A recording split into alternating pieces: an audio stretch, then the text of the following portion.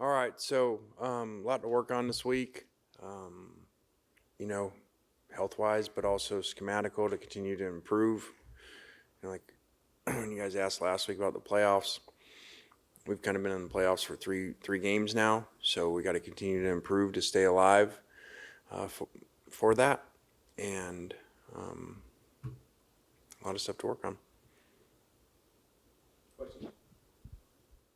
I know you were kind of asked in the moment Saturday, especially what it meant with you, with your father, but also I think a video went around of you hugging your daughter. Just what does it mean for you with that win and kind of how y'all have had your entire family kind of relocate to Oxford this year?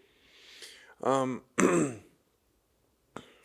was a cool moment. I really caught up on all the stuff, and then, just for her to hug and say, Pops would be really proud of you was just a special moment, and I ended up when she was upstairs here, just kind of, thinking too and thanking her, a couple years ago when I think it's kind of documented the Auburn decision, and staying here.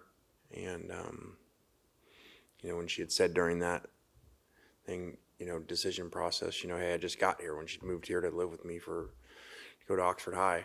And then she was coming to Ole Miss. And, just said, don't leave me now. And so it was just kind of cool how things happen. And, so I just thanked her because those moments wouldn't have happened. Well, I'm not sure if this was brought up on the call last night, but I think a month ago during y'all's first bye week, you talked about bye weeks kind of being overrated from an advantage standpoint, preparation and whatnot. But considering the situation now, after a big euphoric win like Saturday was and getting certain players healthy, do you feel like this bye week came at a pretty convenient time? I do, and normally I don't.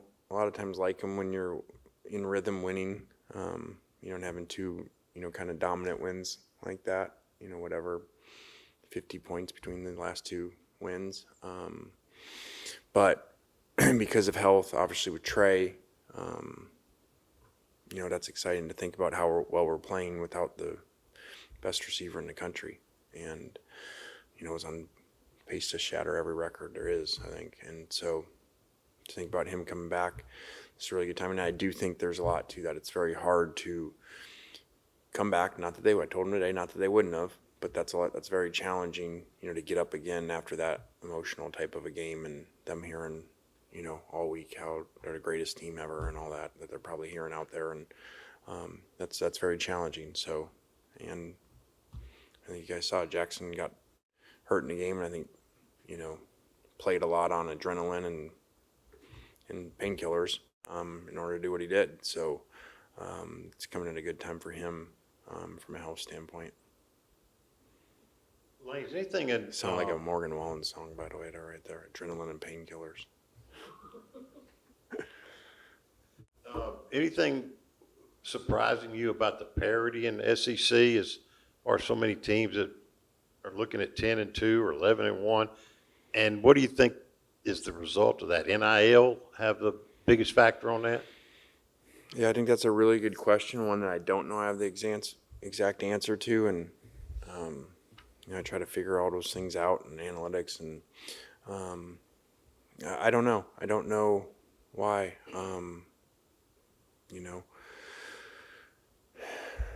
Maybe you don't have dominant elite quarterbacks, in the league as many as there has been at some times.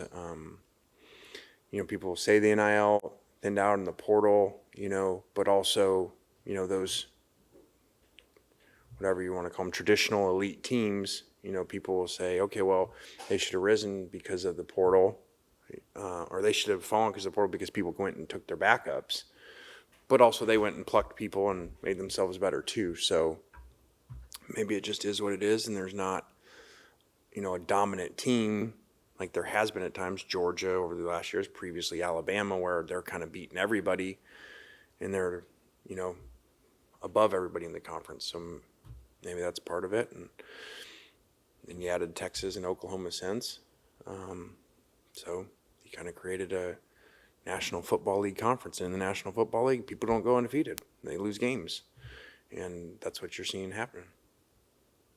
With all the talk about two lost teams and just strength of resume finishing strong, Have you thought about how to weigh the importance of getting guys like Trey back for these last 2 games versus the importance of having them extra healthy for a potential playoff run? No, we got to win these 2 games. We got to first get better this bye week, and then next week we'll talk about going to beat Florida. So no, we certainly are not in any position to start thinking about, the players for the playoffs versus making sure we're winning these games. And I think this team, you're seeing it play its best football, in these last 2.5 games. If you would have said you're going to go into Arkansas and win by 30 and beat Georgia by 3 scores, you'd say you're playing really well and probably would predict your record's better. But I think as I look at it, it makes more sense of what's happened. This was kind of like an NBA free agent team where it's put together late. There's a lot of late pieces, off-season surgeries. Princely's not there.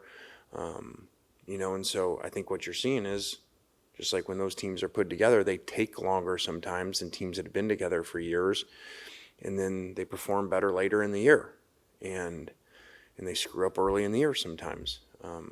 So I think that's what you're seeing here, where some people would say right now we're playing as well as anybody in the country, which we are, but I think that's a product of that.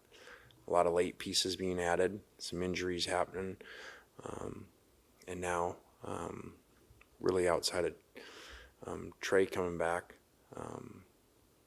most of the pieces are there and playing well and playing healthy. Lane, this time a week ago, you said you kind of went against your nature and discussed the rankings and y'all's kind of big picture situation. Seeing the rankings yesterday or what tomorrow's might be, did you address that at all this week with the team or your thoughts on them? I didn't really. I just said we got to get better this week in the bye week, and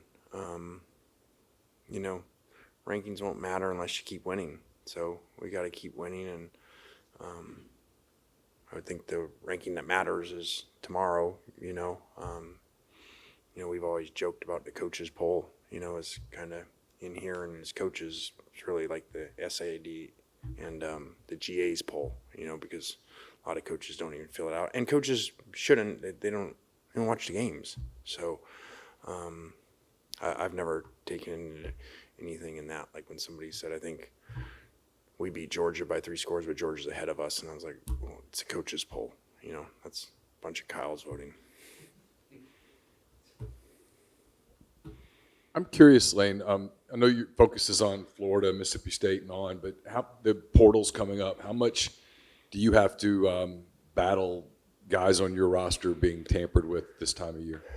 I mean, it is what it is. It does help, when you're still alive for playoffs, in my opinion, because you got a little more focus on that. But there's still, that happens, and at the same time we're in this, we also got to prepare for the future. We spent, yesterday afternoon, last night, watching already people that we think are going to be in the portal and how we're going to retool next year's team to, make another run like this. Lane, now that you've been able to evaluate some of the game film from yesterday, some videos surfaced that appears that Jackson Dart has had one of the better pockets over the last couple of games than he's had all year. What do you attribute some of that success to with the offensive line playing so well? Well, I think, Nate missed the game before, which we moved well anyway, but I think him coming back, and he played a great game, very physical, dominant left guard game. And I think in general, the rest of our group's, better pass players, run players, as a group. And so we protect better. Left tackle's a really good pass protector on his backside. So I think that attributes to that. And they've done a really good job. And really, that game was really clean. We discussed it yesterday. It was a clean game. 3 total penalties on the entire team in an emotional game like that. No offensive penalties, and 1 sack that was actually Jackson's fault. That's really good line play. Lane, in the spring, you talk about, bringing in so many new players and developing chemistry and how difficult that can be. But looking right now, it looks like the chemistry is very good. And I guess you guys have to be pretty proud of the evaluations you've done, bringing in guys with good character and that fit in. Yeah, that's a big challenge. It's why free agency doesn't always work in professional sports, or as you look in college sports now. Last couple of years, every team that just went and signed really good portal classes hasn't meant they've played really well. So we put a lot into that. Besides just the film work, figuring out who the players were, and it's never an exact science, but our guys have bought in really well and done a really good job. And I told them today, a lot of the people in this is the team meeting room, and a lot of guys in here that have reduced roles from what they were playing at previous places or what they even envisioned, and it just worked out that way. And they've done a really good job of handling that and playing limited roles or special teams and buying in, which isn't easy to do, because a lot of them, it's their last year. I would think it's probably kind of tough to assess with, the dominance up front defensively, but have you kind of seen the defensive backfield evolve from probably the first 4 weeks of the season?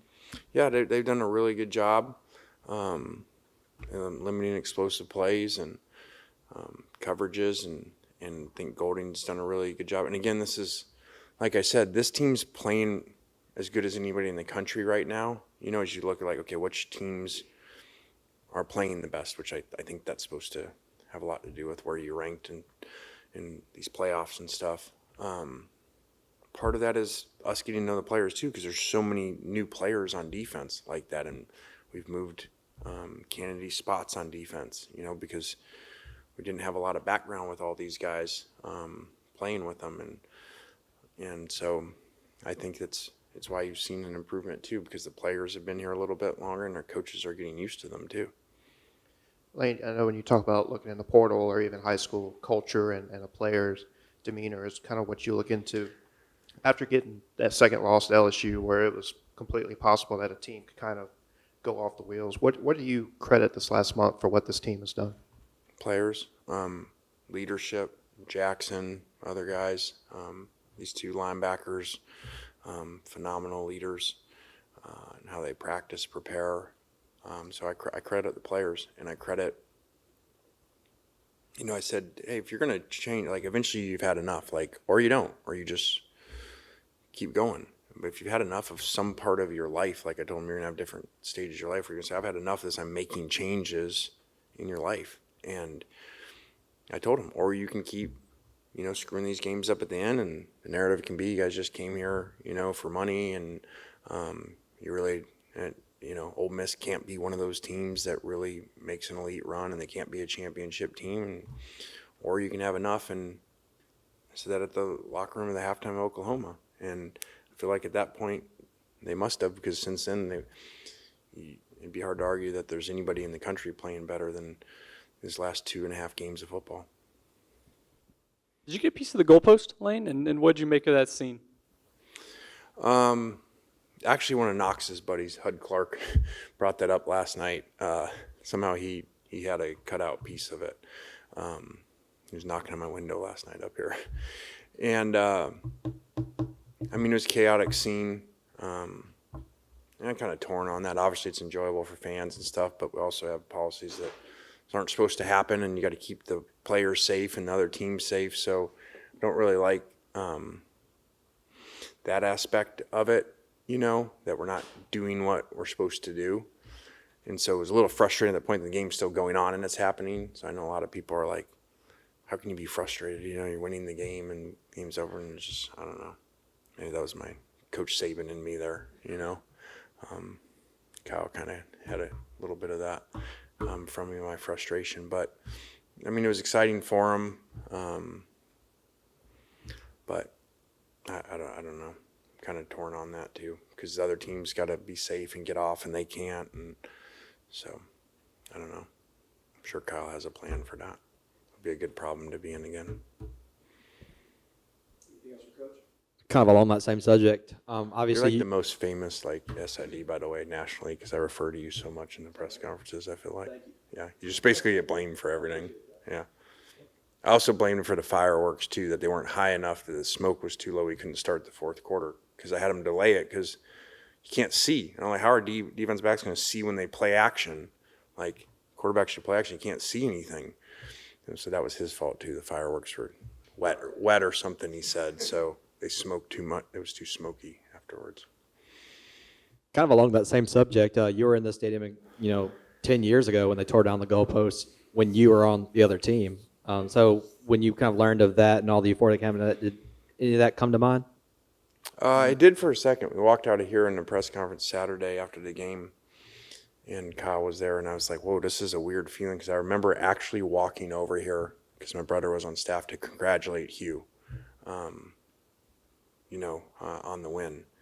And he was too busy in here, so he didn't actually come out and see me. But so it was kind of a weird recall moment of being on the other side of it. Did you say you were the one that got the delay for that fourth quarter? I was wondering how that conversation went. I just told the ref, we're not playing. I can't see. Like, you can't make us play in this. Like, and then I saw Kirby over there, and I think he was trying to figure out what was going on. And I'll give the officials credit; they did pause. Just can't see. So I'm worried about, hey, we got the lead, the game's going under our control, and now they're going to run a play action. Our DBs can't see the ball. Anything else for Coach? All right, thanks. No squirrel questions.